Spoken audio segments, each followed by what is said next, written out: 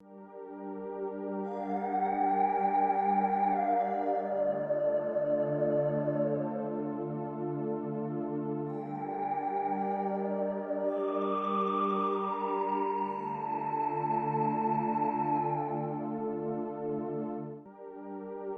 the next 10 or 20 years to come, we foresee a regreening of land, of a portion of land, of areas in Africa that were hit by drought and desertification.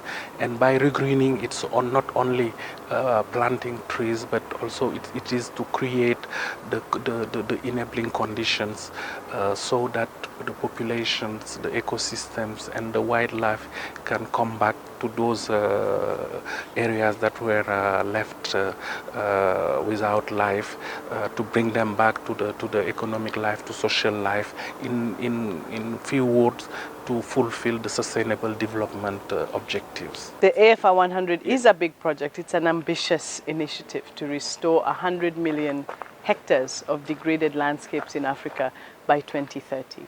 I'm excited about it because it represents an opportunity for Africa to lead in restoring her landscapes. Not because it's a good thing to do, because it's the only thing to do. If we don't do it, we stand to lose a lot. Sub-Saharan Africa stands to be the most affected by climate change. We have got to find a way as Africans to show our own commitment to our own landscapes, to addressing what is now undeniably the most important issue of our time. So a really important mission for all of us. And as Africans, I'm so proud that we have an initiative we can call our own, AFR 100.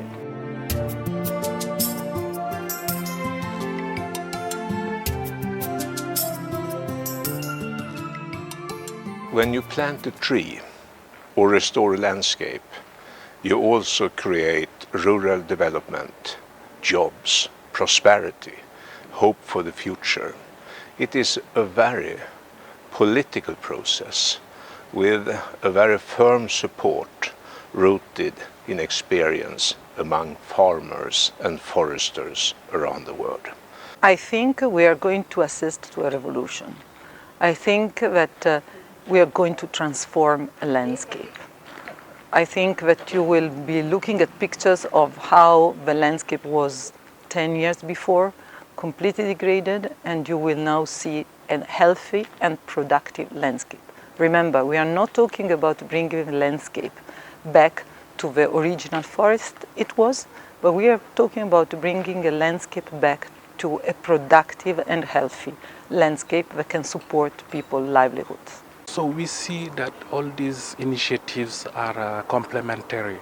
They can be complementary in geographical term. For instance, whereas one initiative can cover some countries, this initiative will cover other countries. And we know that multiplying the level of support, the type of support for Africa, can only be beneficial to its populations and to the land and water systems.